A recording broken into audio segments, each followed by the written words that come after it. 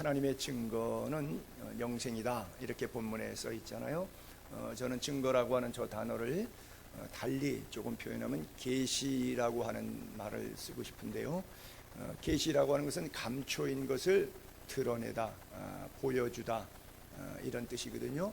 그러니까 하나님께서 구약에 약속을 하셨어요. 아직 이루어지지 않은 예수 그리스도 통해서 에덴에서 쫓겨난 너희를 다시 에덴으로 돌이켜주는 새 에덴의 축복을 주시겠다.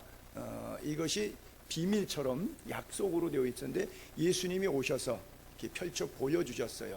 그래서 예수 그리스도를 통해서 우리에게 영생이 있도록 하나님께서 말씀하셨어요. 그래서 하나님의 증거는 예수 그리스도 십자가를 통한 우리의 영원한 생명, 죽을 몸이 다시는 죽지 않도록 만든 이 진리를 하나님의 증거다. 오늘 본문에 사도 요한이 그 부분을 설교하고 있어요. 영생은 쉽게 말하면 줄임말이죠. 영원한 생명, 즉 죽지 않는다는 건데, 인간은 하나님께서 영원을 사모하는 마음을 주셨기 때문에 누구나 오래 살고 싶어해요. 지금부터 2200년 전에 중국의 진나라의 시황제가 죽지 않으려고 불로초를 구해 먹겠다고 제주도 가니까 그 박물관에 그거 있더라고요. 사신을 전 세계로 보내서 각 나라의 특산물들을 다 채집하는데 한국에도 보내서 이 사신이 제주도를 왔다 갔다고 그 기록이 남아 있는데, 결국 여기서 뭘 가져갔냐 하니까 영지버섯 가져갔대요. 영지버섯 먹으면 아마 오래 사는 모양이죠. 그래서 그러나 아시는 분 아실는지 모르겠는데 진시황이 그것 먹고 몇 살까지 살다 죽었냐면 48세에 죽었습니다. 여러분이 안 먹어도 더 오래 사셨어요. 그래요.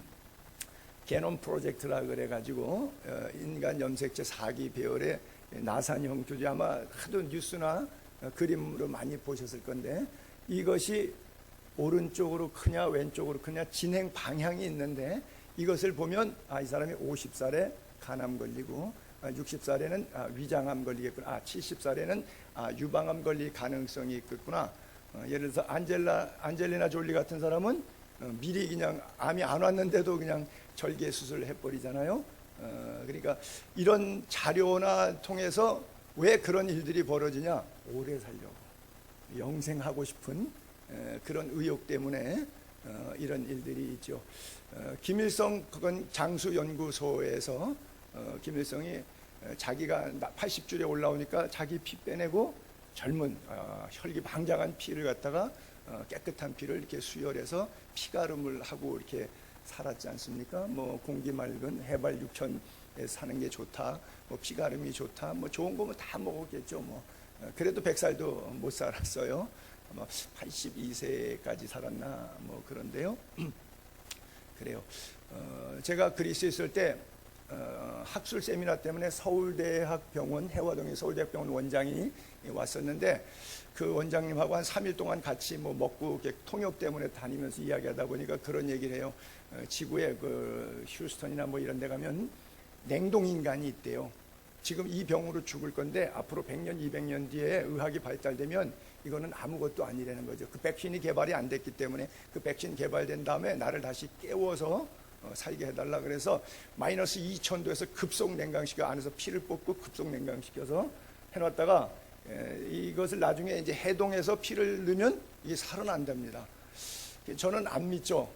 사람은 육체가 아니라 영혼이 있는데, 삶이 육체가 삶이 아니고 영혼이 있는데, 근데 서울대 대학원장 뭐 의학 박사님의 이야기니까 현실적으로 권위가 상당히 있는 거죠. 생물학적으로는 그게 가능한 모양인데, 그러나 실제 경험에 의해서 나타난 표본은 없으니까 그분도 모르고 사실 저도 모르죠. 근데 들으면서 참 재미가 없게 느껴졌어요. 예를 들어서 200년 뒤에 다시 살아서 고침 받았어요. 그러면 자기 증손자까지 다 죽었는데 이게 족보가 어떻게 되는 건지, 어떻게 누구를 아버지라고 부르고 살아야 되는 건지, 누구를 아들이라고, 손자까지 다 죽은 시대에, 그러니까 그런 삶이 무슨 의미가 있겠는가 하는 거예요. 성경이 말하는 영생이라는 것은 그냥 무한히 오래 산다. 여러분들이 이렇게 제가 지금 장황하게 설명한 것처럼 서론에 그런 사람들이 갖고 있는 지식 차원에서 그냥 오래 사는 것으로 이렇게 이해하시면 안 되고요. 하나님과 함께 사는 것, 그렇죠?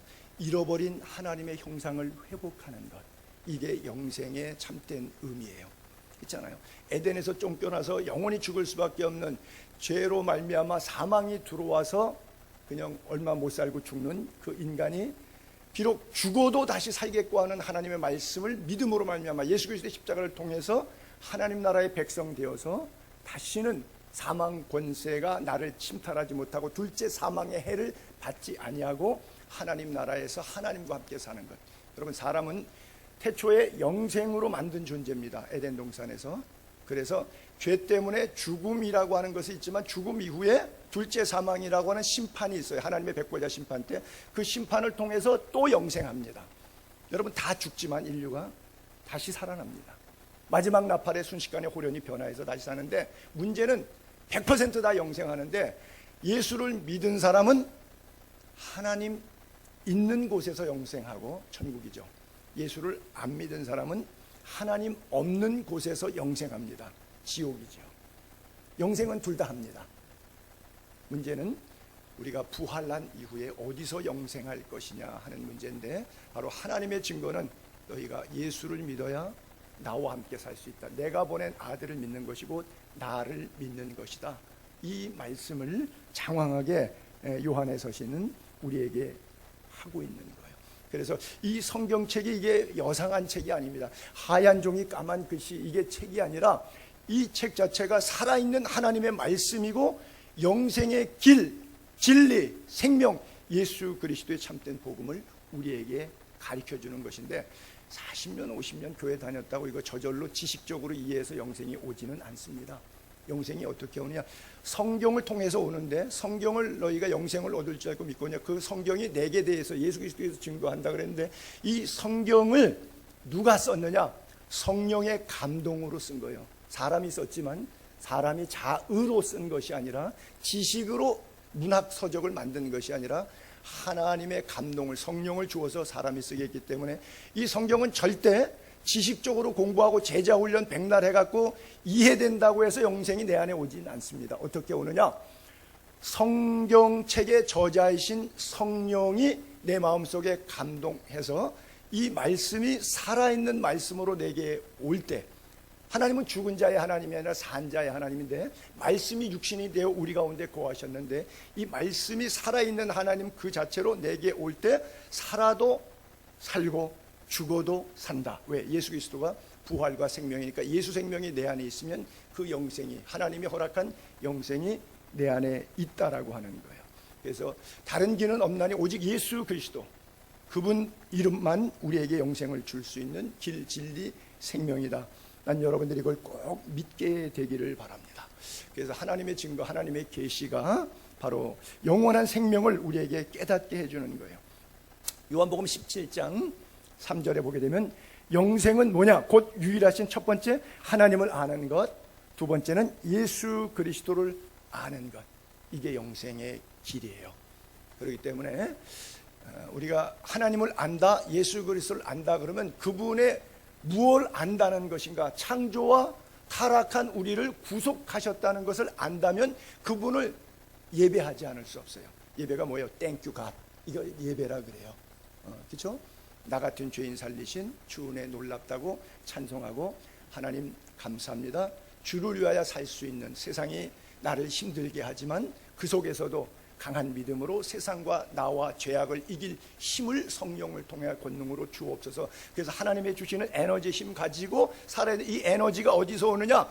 자동차 기름은 가스 스테이션에서, 주유소에서 얻어야 되는 것처럼 하늘로부터 약속하신 날, 약속하신 장소에 가는 거예요. 일곱째 날을 창조하시고 이 날을 내가 거룩하게, 왜 거룩하게 했냐? 너희를 복주려고. 그래서 우리는 영적인 사람이기 때문에 육은 몰라도, 육은 열심히 일해서 부지런하면 잘 먹고 잘 살 수 있지만, 우리의 영은 부지런히 일해서 돈이 아무리 많아도 영 살 수가 없어요. 영은 예배할 때 그 예배 속에 임한 하나님의 성령이 우리에게 부어져서 살아가는 거예요. 그 성령이 임할 때 말씀이 깨달아지고, 이 말씀이 능력이기 때문에 우리의 삶과 인격을 변화시켜내서 돈 쓰는 게 달라지고, 시간 쓰는 게 달라지고, 언어 표현이 달라지고, 총체적으로 지정의 하나님 인격적으로 모시고 주님을 살 수 있는 은혜가 강력하게 우리에게 임하죠. 그래서 예레미야는 불같지 아니하냐, 반석을 쳐서 부수는 방망이 같지 아니하냐, 완악하고 강팍한 내 심령도 깨는 것이 성령의 말씀입니다. 목사가 아무리 얘기한다고 깨지지 않지만 성령이 내주하시면 내 안에 있는 영생이 자동적으로 내 어두움을, 내 비인격적인 삶을 내쫓고 그리스도의 강력한 빛이 말씀으로 내 안에 들어오기 때문에 빛과 소금의 생활을 자연스럽고 자동스럽게 살 수 있도록 만들어주는 거예요. 세례 요한은 예수님에 대해서도 이렇게 증거합니다. 마태복음 3장 11절 12절에 보면 나는 너희로 회개하게 하기 위하여, 구원을 받기 위해서 회개하기 위하여 물로 세례를 베풀었다. 그러나 내 뒤에 오시는 예수 그리스도는 나보다 능력이 많으신 분인데 감히 그의 신발 들고 뒤쫓아다니기도 감당할 수 없는 그런 분이시다. 그는 성령과 불로 너희에게 세례를 베푸실 것이다. 이것이 성령의 임재라고 하는, 흔히 말해서 불세례 체험이라고 하는 것이죠. 그분은 어떤 역할을 하냐, 손에 키는 열쇠가 아니라 이렇게 키질한다고 하는 타작마당, 이걸 뭐라 그러죠? 자기 타작마당을 깨끗하게 하시는 거예요. 그래서 알곡은 모아 천국에, 쭉정이는 꺼지지 않는 지옥불에 태운다. 그래서 하나님께서 예수 그리스도의 손에 타작마당을 정하게 할 수 있는 키를 주셨다라고 하는 거예요. 여러분, 2000년 전에 초대교회 예수 믿는 사람들은요, 박해 시대니까 주는 그리스도시오라는 고백 자체가 목숨을 잃어버리는 거였습니다. 그렇잖아요. 주님을 그리스도라고, 왕이라고, 메시아라고 고백하는 순간 그건 로마 제국에 잡혀서 순교당하는 거예요. 안 그러면 카타콤에서 몰래 숨어서 예배 드려야 되는 지경이고, 카타콤도 수색작전 들어가서 내렸던 행정명령에 의해서 그냥 잡히면 그냥 죽는 거예요. 그런데 자, 21세기 지금 우리 교인들은 주님을 그리스도라고 고백하면 아무 별일 없죠. 그렇죠? 그러니까 다 고백해요.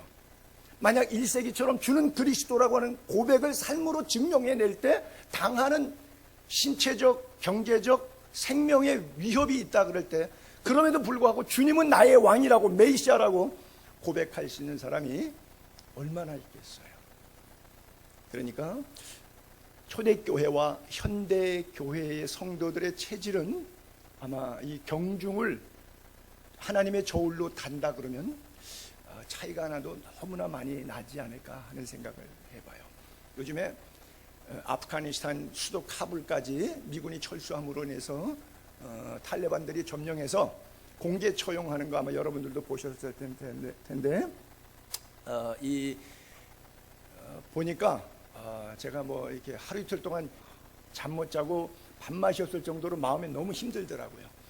뭐 쫙 세놓고 머리에 계속 총으로 쏴서 피난자에서 저기 뭐 기관총으로 쏴서 죽이고, 한 사람은 이렇게 거리에서 막 지금 두 사람을 죽이는데, 정치적인 면과 종교적인 면인데, 정치적인 면은 미군에 협력했던 사람들, 아프가니스탄 정부 사람들을 다 잡아 죽이고, 또 하나는 기독교인들, 뭐 강력 무슬림이다 보니까 기독교인들을 잡아 죽이는데, 길 지나가는 사람 핸드폰을 막 조사해서 핸드폰을 다 뒤져봐요. 그래서 성경 웹이 깔린 사람은 그 자리에서 총살시키더라고요. 그래서 그 총살하는 장면까지 이렇게 떴는데 너무 보기가 이렇게 힘들더라고요.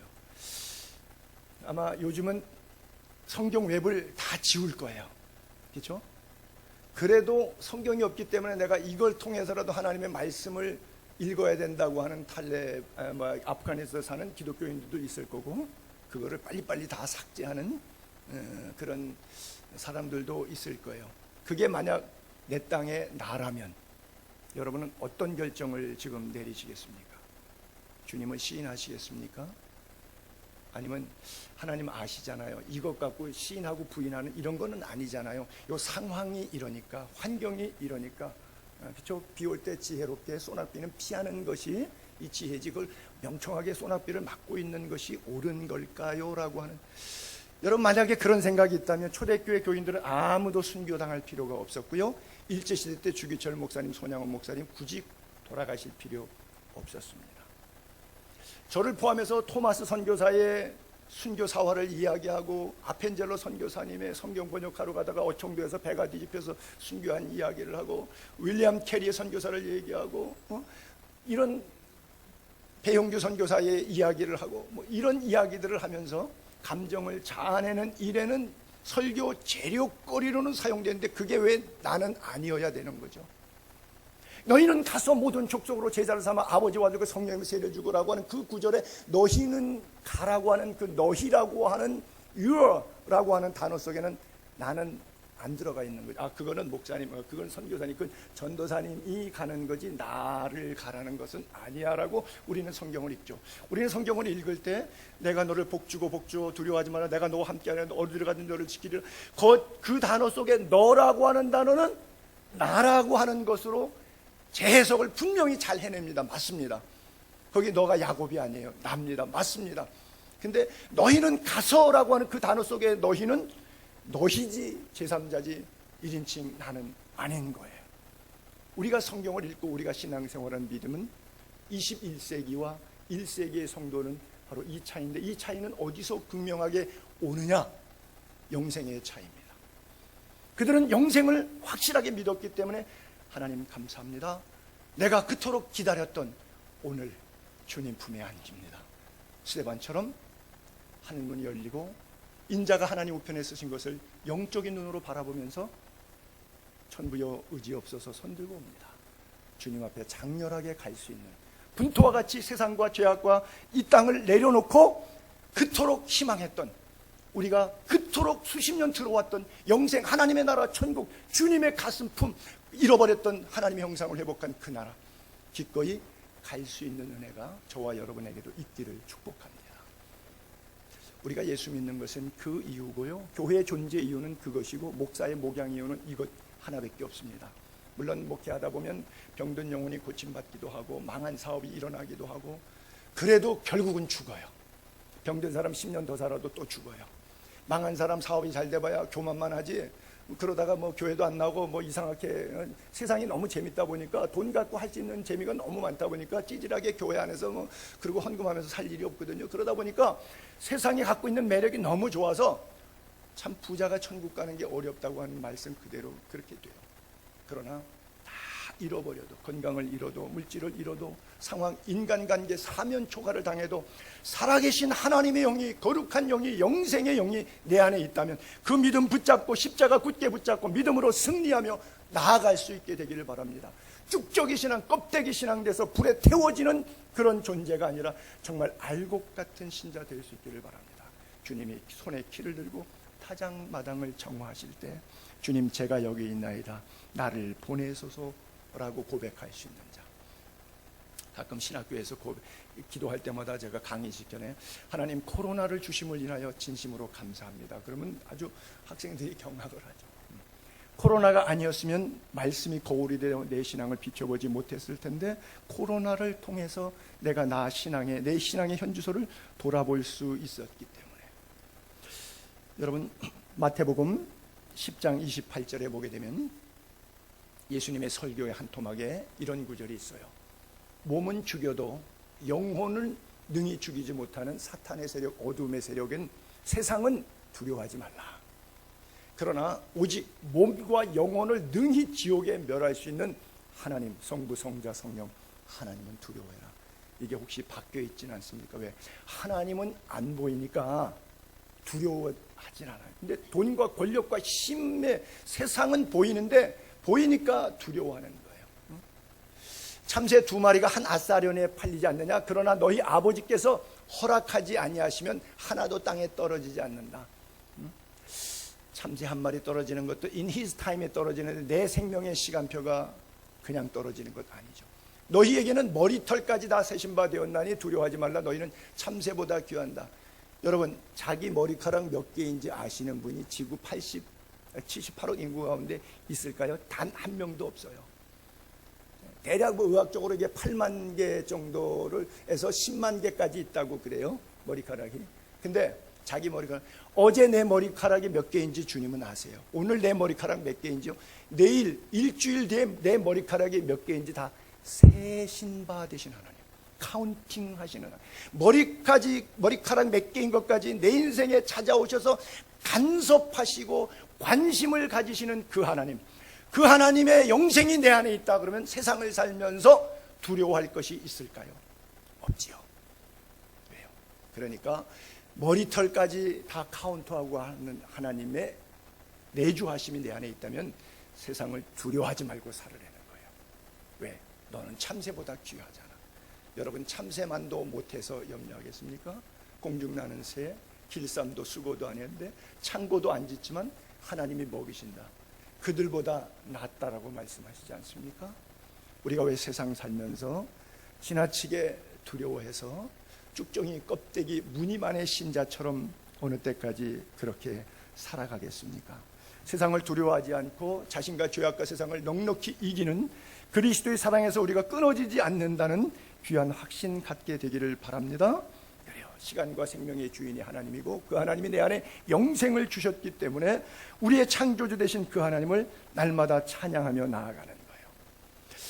마태복음 10장 32절에 보게 되면, 그래서 누구든지 사람 앞에서 예수 그리스도를 시인하면, 그리스도인의 아이덴티티, 정체성이에요. 나도 백보자 심판대에 섰을 때 성부 하나님 앞에서 이 사람 그리스도인 맞습니다 시인할 것이고, 누구든지 사람 앞에서 나를 부인하면 나도 하늘에 계신 내 아버지 앞에서 그를 부인하리라. 그래요. 천국 심판대에서 내 정체성은 여실하게 드러나는데 그 기준이 누구냐? 예수 그리스도예요. 내 안에 예수 그리스도가 있는가? 있으면 영생이 있는 거고 없으면 영생이 없는 거예요. 이것은 귀로 들어서 지식적으로 이해해서 내가 있는 줄로 아는 사람들이 더 많아요.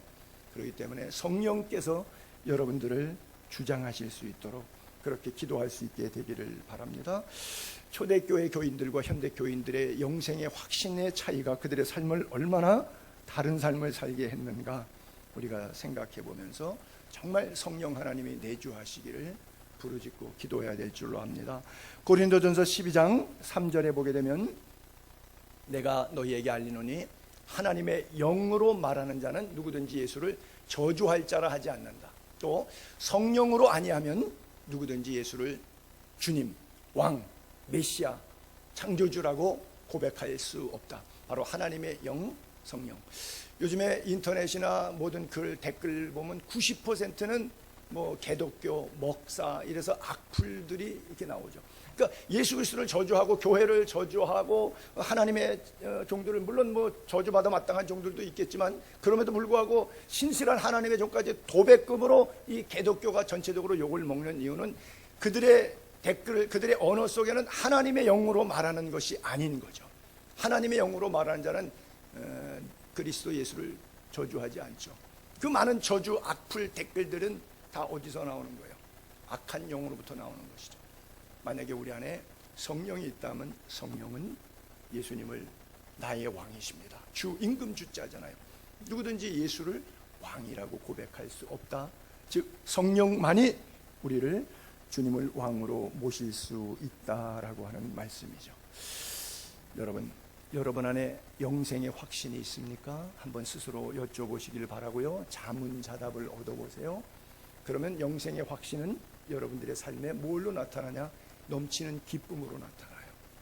천국의 소망은 이 땅의 삶의 에너지가 됩니다. 어디로 가는지 모르는 사람은 늘 나그네는 힘든 삶을 살아요. 거지가 동냥을 하는데 오늘은 또 어디 가서 얻어먹어야 되냐?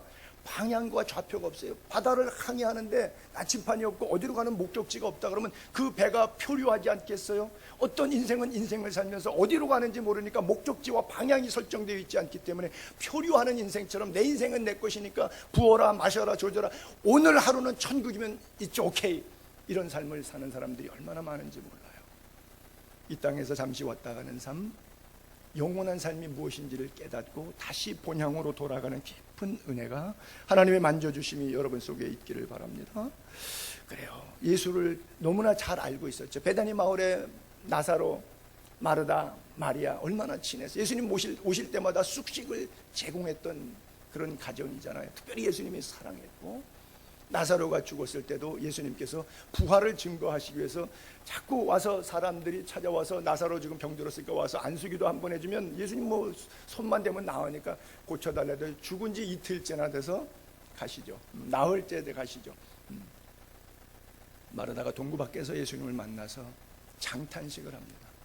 예수님을 인간적으로 뭐 삶고 지지고 볶고 굽고 해갖고 음식 장만을 뻑적지근하게 해서 예수님을 잘 모시고 예수님과의 인간적 관계는 너무 좋았는데 예수님을 하나님의 아들로 내 안에 영생을 주시는 분으로 확신하지는 못했어요.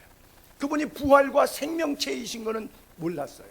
지적인 이해는 있었고 인간적인 감정은 너무 좋은 관계 릴레이션십을 가졌는데 그것이 영적인 릴레이션십이 아니고 육적인 인간관계였어요. 그래서 예수님께서 그것을 이렇게 말씀하시죠. 요한복음 11장 25절 그 유명한 구절이죠. 예수께서 이르시되 나는 부활이요 생명이니 나를 믿는 자는 죽어도 살겠고 무릇 살아서 나를 믿는 자는 영원히 죽지 아니하리니 이것을 내가 믿느냐. 내가 살아있는 동안에 주님이 오시면 재림하시면 우리는 공중으로 휴거해서 둘째 사망의 해가 없는 천국으로 하나님 나라로 가는 역사적인 종말을 당하는 것이고 주님이 오시기 전에 내가 먼저 하나님의 부름을 받고 올라간다 그러면 그것은 개인적인 종말이 되는데 역사적 종말이든 개인적 종말이든 알파와 오메가 되신 정확한 시간표 in his time 안에서 우리는 영원히 삽니다. 믿으시기 바랍니다. 나를 믿는 자는 영원히 죽지 아니하리라. 이것을 내가 믿느냐. 미안하지만 마르다는 안 믿었어요.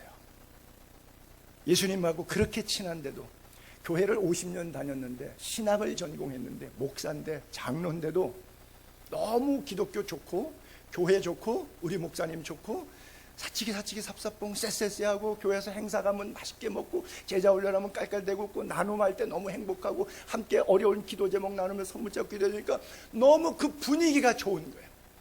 It's okay. Let's finish. 그러나 그것으로 만족이고 그것으로 끝이었던 거죠. 더 이상이 없었어요. 마르다가. 그렇잖아요. 그래서 우리가 마리아와 마르다 사역 얘기할 때 주로 많이 등장하는 인물이 바로 이 마르다 아닙니까?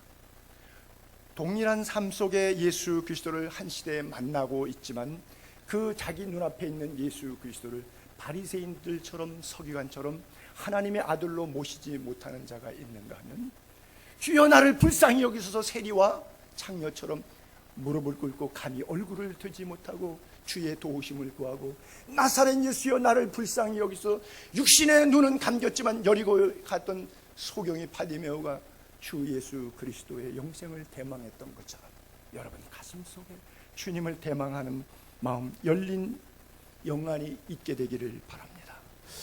여러분 영생이라고 하는 것은 오래 사는 막연한 것이 아니라 부활 이후의 생명이고요. 부활 이후의 생명은 천국과 지옥 어디에서 살 것이냐 하는 문제인데 우리가 새하늘과 새 땅에 삽니다. 이 땅에 살지 않습니다. 이 땅이 체질이 풀어지고 뜨거운 불에 녹아지려니와 의에 거하는 바 하나님으로부터 새하늘과 새 땅이 내려온다 그랬거든요. 새 예루살렘이 내려온다 그랬고 우리가 시온산, 모리아산, 예루살렘, 새하늘, 새 땅 이거 전부 다 하나님 나라에 대한 인간 지식적 표현들인데 이 어구들의 총체는 결국 영생입니다. 근데 어디에서 영생이냐가 중요한 거예요. 천국에서 영생일 수 있기를 바랍니다. 교회를 50년 다녔는데도 지옥에서 영생할 사람들이 많습니다. 목사 중에서도 많습니다. 성도들 중에서는 글쎄요 목사 숫자보다 성도 숫자가 더 많을 테니까 비율적으로 하면 성도 중엔 더 많겠죠. 지옥에 가는 교인들이 얼마나 많이 있는지 몰라요. 왜? 영생을 모르니까. 종교적인 이 교회가 놀이터예요. 그러니까 재밌는 곳이죠. 1세기 교회를 생각해 보세요. 이게 장난이 아닙니다. 예배 자리를 하나 지키는 것이 주 앞에 안식일을 기다리는 것이 안식 후 첫날 모이는 것이 모일 때마다 떡을 떼는 것이요. 우리가 요즘은 1년에 뭐 한두 차례 마틴 루터 종교개혁 기념주의라든지 예수님의 고난주간이라든지 형식적인 그냥 조그만 잔에다가 포도주와 떡을 나누지만 초대교회 성도들은 날마다 애찬할 때 떡과 잔을 나눴죠. 왜요? 그것이 갖고 있는 메시지가 뭐예요? 지금 우리가 갖고 있는 개념 속의 성찬식하고 2000년 전 예수쟁이들이 가졌던 그 성찬식하고 개념에 받아들이는 자세가 너무 달라요. 그들은 피였어요. 예수님의 피였어요. 지금은 우리는 세러머니란 말이에요. 절기네. 보자기 빨간색 바꾸자, 흰색 부활절 바꾸자, 앞에다가 셋업해 놓고 교회 중직자들 나와서 들고 왔다 갔다 하면서 세러머니가 됐어요. 십자가의 보혈이 그들의 가슴에 있었어요. 그러니까 그들이 순교의 현장에, 코바디스 현장에, 그 배너 현장에, 그 영화들 속에 있었던 그 현장에 기쁨으로 갈 수 있었어요. 맹수가 달려들어도, 화형을 시켜도, 목을 쳐도, 십자가를 다뤄도 거꾸로까지 질 수 있는 은혜가 어디에서 왔어요? 영생 때문에, 천국의 소망 때문에 가능했던 거예요. 여러분 가슴에 세상을 넉넉히 이길 수 있는 힘, 그리스도의 사랑에서 끊어지지 않는 그 끈끈한 힘이 어디서 오는가를 깨닫기를 바랍니다. 영생의 기쁨, 천국의 확신, 이 확신 꼭 갖고 살게 되기를 바랍니다. 그래요. 오늘 본문 9절에 보게 되면 요한복음 5장 24절 한번 더 볼게요.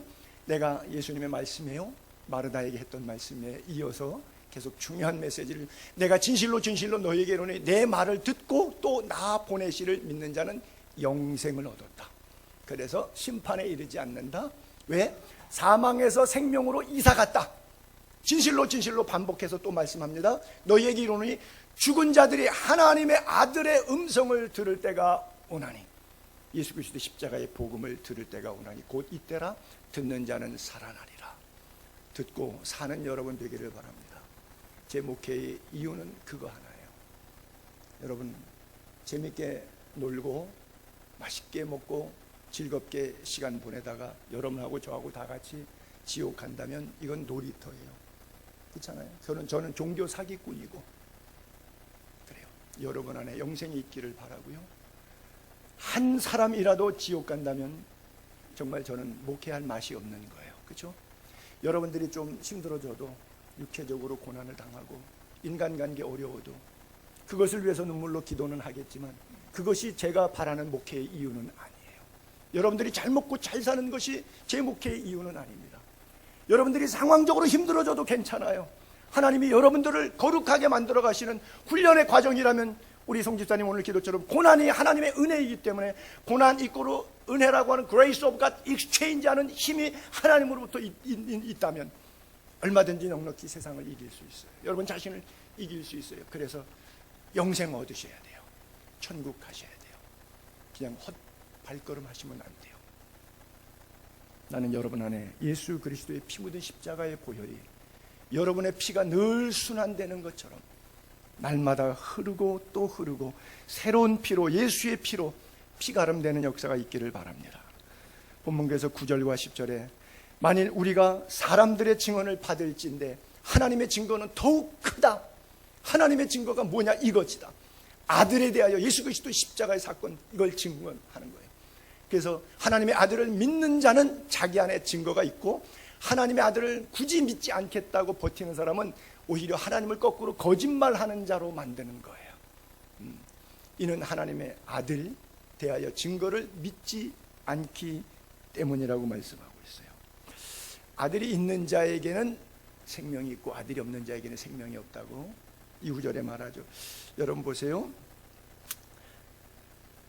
베드로가 그런 고백하죠. 주는 그리스도시요 살아계신 하나님의 아들이라고요.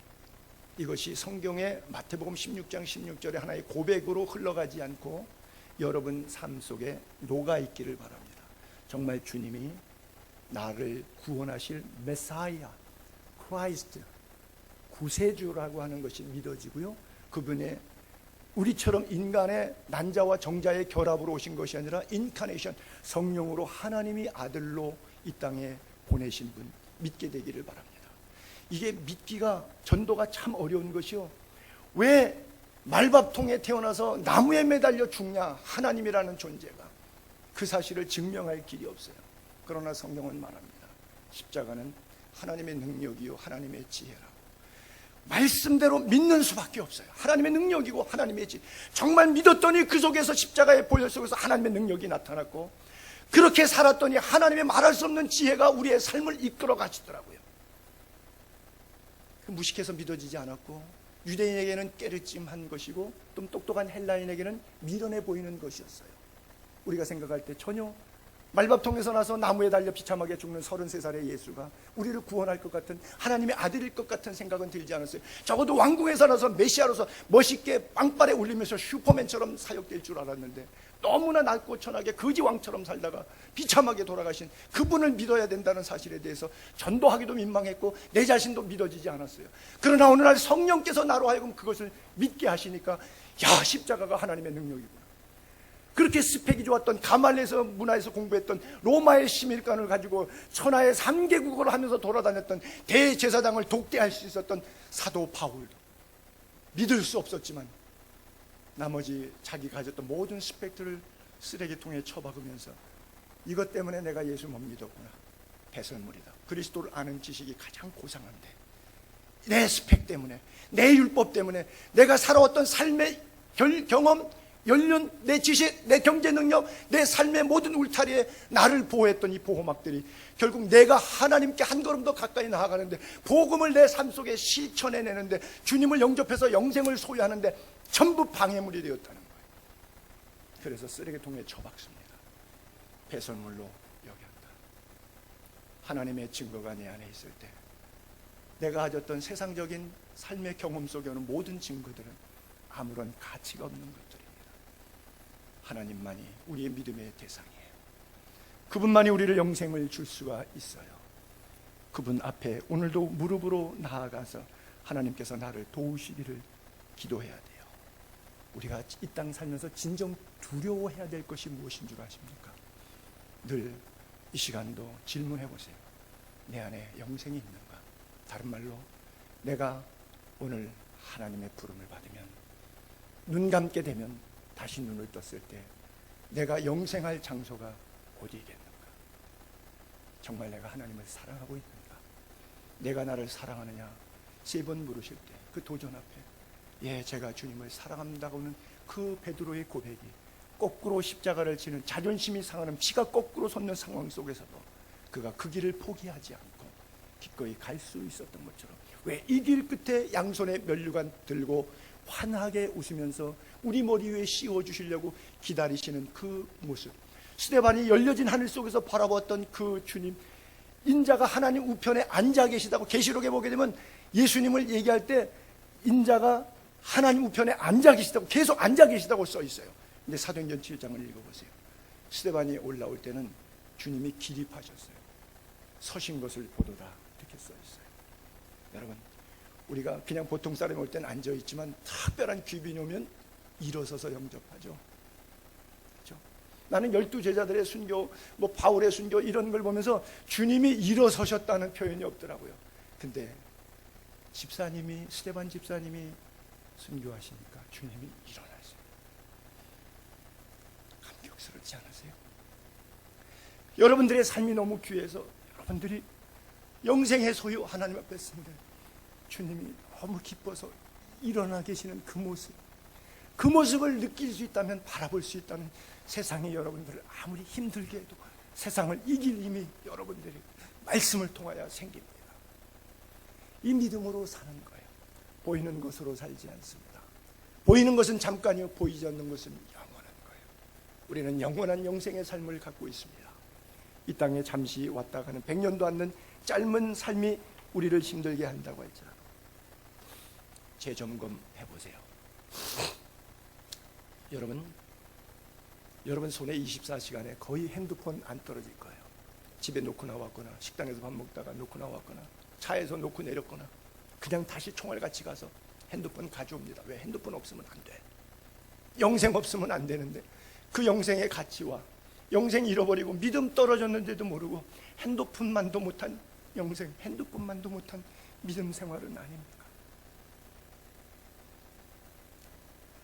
핸드폰 하루에 몇 시간, 뭐 필요한 거는 정보는 취득하셔야 되겠지만, 워칭 타임이 핸드폰 가지고 쓸데없는 것 때문에 보내는 시간에 바라기는 5분의 1만이라도 주님과 함께 성경 읽고 주님 앞에 무릎 꿇고 영생을 주신 하나님, 날와야 십자가에 피 흘리신 그 하나님이 나를 얼마나 사랑하셨느냐는 사랑의 연애 편지 이 말씀을 붙잡고 기도하고 내게 능력 주시는 자 안에서 내가 모든 것을 무엇이든지 할 수 있다고 하는 강력한 믿음으로 자신과 세상을 이기고 이 땅을 살아갈 수 있기를 바랍니다. 또 증거는 이것이니 11절 12절 본문에 또 증거는 이것이니 하나님이 우리에게 영생을 주신 것, 이 생명이 그의 아들 안에 있는 것이다. 아들이 있는 자에게는 생명이 있고 하나님의 아들이 없는 자에게는 생명이 없다. 다시 읽으면 예수 그리스도를 믿는 사람에게는 생명이 있고 예수 그리스도를 믿지 않는 자에게는 생명이 없느니라. 그래요. 요한복음 5장 26절 볼게요. 아버지께서 자기 속에 생명이 있음 같이 아들에게도 생명을 주어 그 속에 있게 하셨다. 성부의 생명이 성자 예수 그리스도에게 전달됐고 성자 예수 그리스도의 생명이 그를 믿는 자마다 영생을 얻고 생명을 얻게 만드셨다 그랬어요. 그래서 오직 예수 그리스도만 길, 진리, 생명이요 예수 그리스도를 말미암지 않고는 아버지께로 갈 자가 없다고 말씀하고 있는 거예요. 오직 예수입니다. 기독교 전도가 힘들고 예수 안 믿는 사회 사람들하고 생활하면서 자꾸 수국골통과 융통성 없는 사람으로 욕을 먹을 수밖에 없는 것은 내 것이라면 양보해 주겠는데 이게 내 것이 아니잖아요. 기타 종교가 뭐라고 말하죠? 산이 있으면 동쪽에서 올라가든 서쪽에서 남북 어느 쪽에서 올라가도 뭐 불교든 또 뭐 조로아스터교든 뭐 회교든 뭐 힌두교든 다 밑에서는 다른 길 같아도 결국 오르고 종교의 최경지에 올라가면 거기 가면 다 만나. 굉장히 설득력이 있죠. 다 만나. 다 거기가 구원이야. 거기가 극락이고 거기가 기독교로 말하면 천국인 것이고 거기가 불교로 말하면 열반에 들어가는 것이고 다 달러도 다 올라가면 결국 구원 다 받는 거야. 이게 뭐예요? 다원주의 종교, 범신론이라는. 근데 우리는 아니라는 거죠. 오직 성경, 오직 예수만 믿어요. 다른 거는 믿으면 지옥 같네. 그런 얘기하니까 나머지 90% 일반 우리와 교제하는 사회 사람들이 너무 힘든 거예요. 저렇게 꼴통이냐, 저렇게 융통성이 없냐, 난 예수 믿는 것들 정말 싫어. 세상에서 너희가 미움을 당하고 환난을 당한다 그랬어요. 왜? 그들이 나를 미워하기 때문이라 그랬어요. 주님을 미워하니까. 세상 사람 넌 크리스찬의 칭찬에 너무 목말라 하지 마세요. 사실 사탄이 잘하고 있다고 칭찬하고 있다는 얘기는 하나님 앞에서 지금 잘못 살고 계신 겁니다. 사탄이 너무 미워갖고 나를 힘들게 하고 가정적으로 경제적으로 나를 막 올가면 날 죽일 듯이 달려들면요, 내가 지금 예수 제대로 잘 믿고 있는 겁니다. 분명히 아십시오. 고난은 위장된 축복이라 그러지 않아요. 하나님의 영생의 축복, 이 땅에서의 놀라운 축복들까지 포함해서 고난을 통해서 하나님의 은혜가 우리에게 쏟아지는데 1차적인 영생의 기쁨과 그 영생이 주는 희락과 평강이 우리의 삶을 평안케 하니까 모든 범사에 유익한 일들로 하나님이 성령을 통하여 채워주시는 것 아니겠습니까? 이 은혜를 날마다 경험할 수 있게 되기를 바랍니다. 그래요. 여러분들에게 한 가지 부족한 것이 무엇인가를 재점검하시기 바랍니다. 여러분 부자 청년이 예수님께 찾아왔을 때 어떻게 해야, 뭐 해야 내가 영생 얻습니까? 물었어요. 율법 이야기하니까 그거 10계명 그 정도는 제가 다 지켰습니다. 예수님께서 뭐라 그러시죠? 한 가지 부족한 것이 있다. 보세요. 마가복음 10장 17절. 선한 선생님, 내가 무엇하여 영생을 얻으리까? 예수께서 그를 보시고 사랑의 메시지를 전달하세요. 내가 한 가지 부족하다. 여러분 대단하죠? 여러분들이 99가지를 잘하고 계세요. 그까짓 거 하나 못하는 건 괜찮잖아요. 왜? 99가지를 잘하고 있는데 그까짓 거 하나 다 사람이 못할 수도 있죠. 근데 예수님은 99가지 잘하는 거, 율법 다 지킨 거 지금 17절에서 21절로 건너뛰었는데 그 사이에 그가 잘한 내용들이 있어요. 다 지킨 내용들이 있어요. 다 잘했어요. 99%.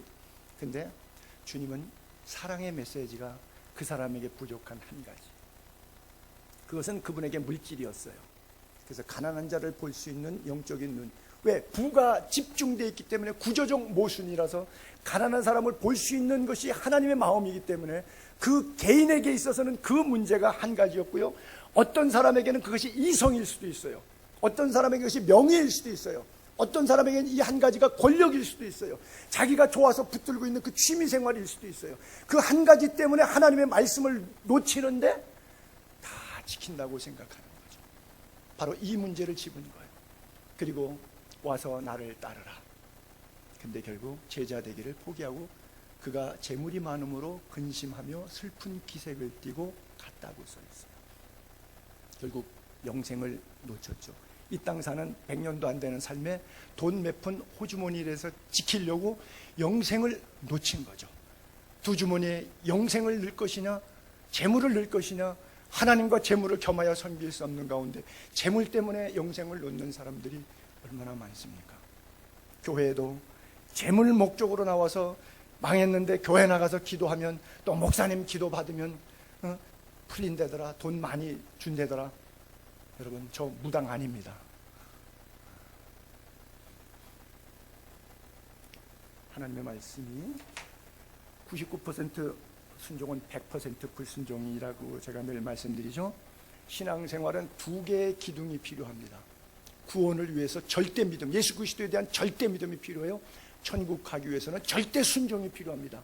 절대 믿음과 절대 순종, 예수 그리스도에 대한 전혀 의심 없는 절대 믿음으로, 예수를 믿음으로 구원받은 것이고, 구원받은 사람이 어떻게 살아야 될까? 인생 사용 설명서, 성도 생활 지침이 성경책 하나님의 말씀이, 하나님의 말씀대로 사는 것이 절대 순종이에요. 그것이 천국까지 우리를 견인하는 겁니다. 신학자마다 물론 한번 구원받았으니까 영원히 취소되지 않는다, 구원파처럼 육이 죄를 짓는 거니까 그냥 아무렇게나 살아도, 육이 뭐 살인하고 간음하고 도둑질하고 해도 내가 영이 한 것이 아니라 육이 한 거고, 어차피 육은 화장해서 태워서 잿더미로 사라져 버리는 거고, 구원받는 것은 영혼이기 때문에 나는 이미 영혼이 예수를 믿은 거지 육체가 예수 믿은 게 아니까, 이원론적인 그노시즘이 1세기 교회부터 있었는데 오늘까지도 유병원의 구원파가 있어갖고 2000년 기독교 역사 가운데 아직도 이 신앙이 팽배하게 있어요. 한 번 받은 구원은 취소되지 않는다고요. 만약 주님이 주신 완벽한 구원이라면 취소되지 않겠죠. 그러나 내 믿음의 고백으로, 내 감정으로 믿어서 구원 얻었다고 생각하는 것이라면, 성령의 임재와 상관없이 지식적이라는 것이라면 검토해 볼 필요가 있겠죠. 그게 뭐예요? 열매예요. 여러분들이 돈 쓰는 것, 시간 쓰는 것, 살아가는 것, 친구, 교제, 영역권의 열매입니다. 늘 말씀드리자면 사과가 열렸어요. 근데 나는 배나무라고 자꾸 주장해요. 사람들은 너가 사과가 열렸으니까 사과나무야. 아니야, 나는 배나무야. 내가 아무리 배나무라고 주장해도 열매는 사과가 열려 있어요. 주님이 뭐라 그래요? 구원 받았다 안 받았다는 열매로 그들을 알지니 그래요. 정확하게 판단되는 거예요. 우리말에도 콩 심은 데 콩 나고 팥 심은 데 팥 난다고 그러잖아요. 예수 그리스도만이 우리에게 영생을 줄 수 있습니다. 분명히 믿게 되기를 바랍니다. 여러분 앞에, 여러분 안에 한 가지 부족한 것이 무엇인지 재점검해보고, 주님을 따르는 일에 그 어떤 것도 방해가 된다면, 그 한 가지 때문에 예수 그리스도를 놓친다면 바울처럼 장애물을 배설물로, 오히려 스펙이 배설물로 여기며 더 가까이 주님께 나아가 영생의 문제 해결 안 받게 되기를 바랍니다. 왜냐하면 권력으로도, 학력으로도, 경제력으로도, 목사라고 신학 박사 몇 개 있다고 해도 신학 지식으로도 영생을 얻는 것이 아닙니다. 오직 예수 그리스도만 믿음으로 말미암아 구원 얻는 거예요. 그래서 마태복음 11장 12절에 보면 세례 요한이, 예수님께서 세례 요한의 때부터 지금까지 천국은 침노를 당한다, 그래서 침노하는 자는 빼앗는다. 자, 천국 가는 거를 전쟁에다가 비유했어요. 전쟁에다가. 굉장히 심각한 거죠. 전쟁은 이길 수도 있지만 질 수도 있는 거예요. 반반입니다. 천국 가려는데 반 간 것 같은데 결국 못 갈 수도 있다는 얘기예요. 값싼 은혜로 생각하지 마세요. 보세요. 마가복음 10장 24절부터 보게 되면 제자들이 그 말씀에 놀라는지라 예수께서 다시 대답해서, 얘들아, 하나님 나라 들어가기가 전쟁하는 것 같아. 영적 전쟁. 얼마나 어려운 줄 아냐? 마치 낙타가 바늘기로 들어가지냐? 안 되지. 그래서 돈이 많으면 배가 부르고 교만하기 때문에 하나님 나라 들어가는 것은 부자는 참 어려워. 그러니까 제자들이 자기들도 뭐 돈 안 사랑해요. 다 사랑하죠. 뭐 목사가 돈 안 사랑해요. 다 사랑하죠. 그러니까 야, 이거 그러면 누가 구원 얻냐? 이렇게 질문해요. 예수님께서 마지막 정리하는 결론의 대답을, 사람은 그래서 안 돼. 네 능력, 네 권한으로, 네 지식으로, 네 물질로 천국 가는 게 아니야. 뭘로 가냐? 하나님은 하실 수 있어. 내 능력으로 가는 거야. 내가 주는 성령의 권능, 영생으로 가는 거야. 이걸 분명하게 집어주셨어요. 그래서 오늘 우리에게 부족한 그 한 가지는 내가 채우는 것이 아니라 성령 하나님께서 십자가의 보혈로 채워주심을 믿게 되기를 바랍니다.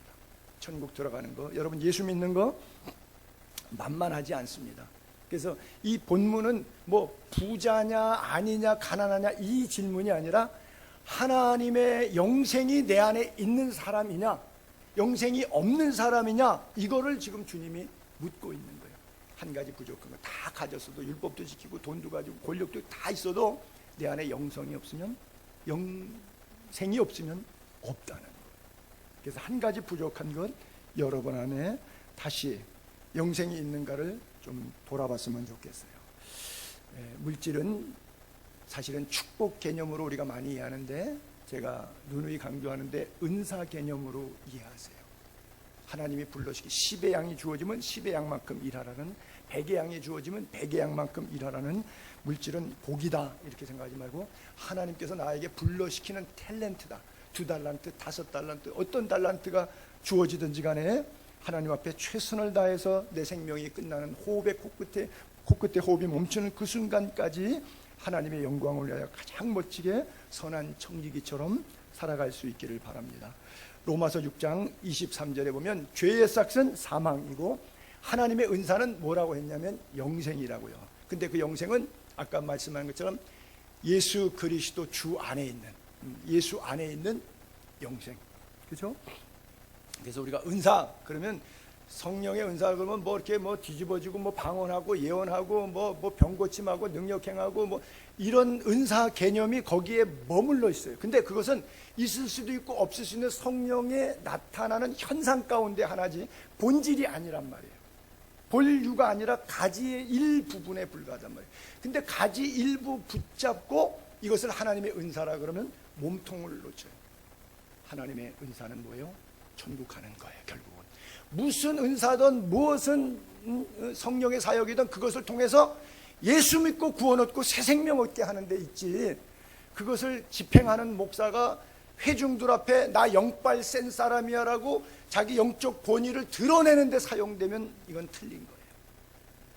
하나님의 은사는 영생입니다. 성경에 분명히 그렇게 써 있어요.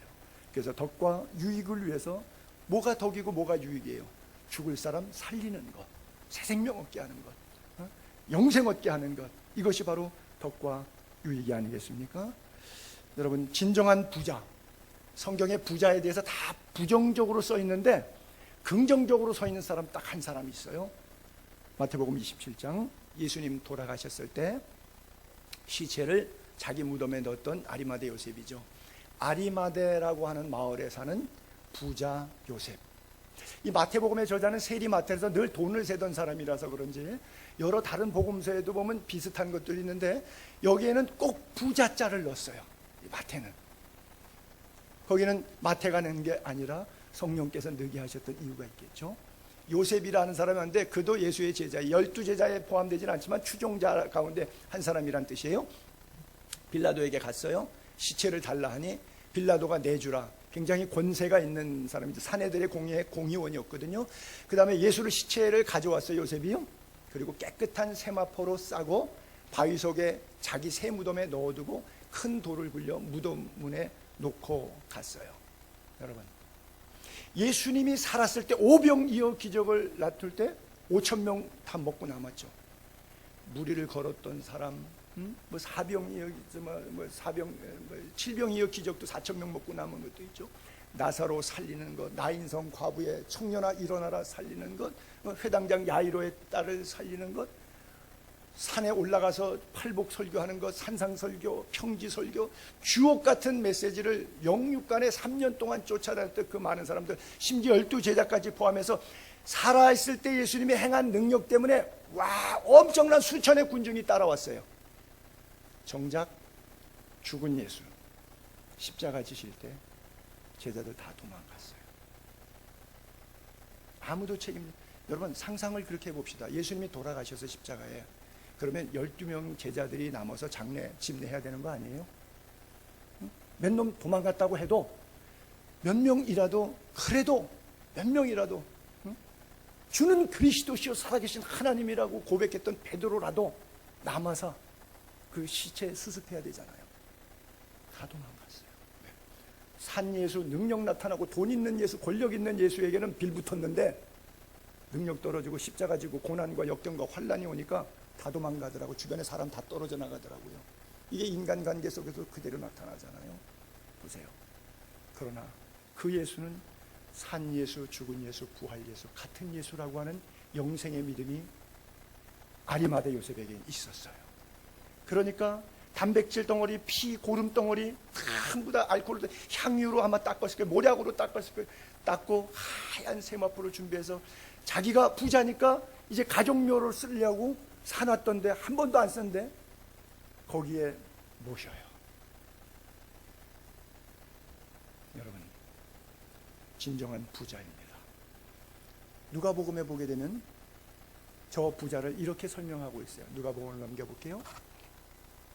똑같은 표현인데 사내들의 공의 공의원이었거든요. 공의원으로 선하고 의로운 요셉이라 하는 사람이 있으니 그들의 결의, 예수 그리스도 십자가에 죽이자고 결정할 때 반대표 던지는 사람이에요. 행사에 찬성하지 아니하는 자.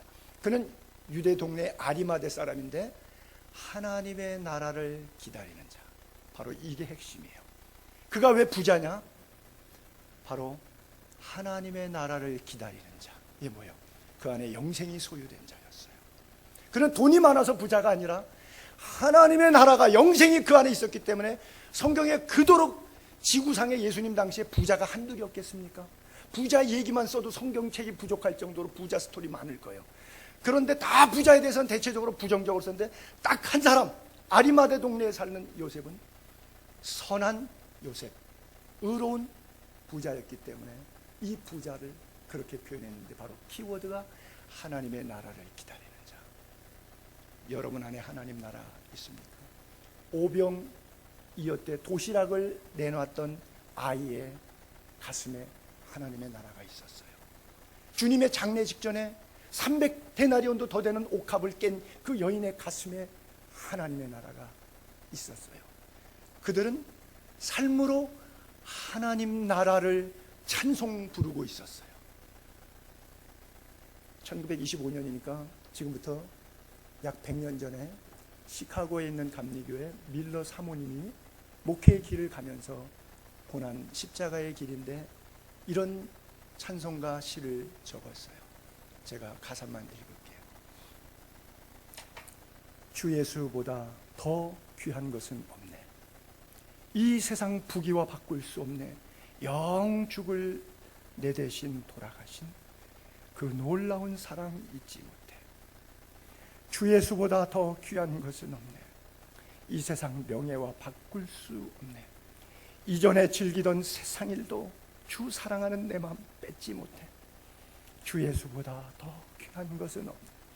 이 세상 행복과 바꿀 수 없네. 유혹과 핍박이 몰려와도 주 섬기는 내 마음 변치 않아. 세상 즐거움 다 버리고 세상 자랑 다 버렸네. 주 예수보다 더 귀한 것 없네. 예수밖에는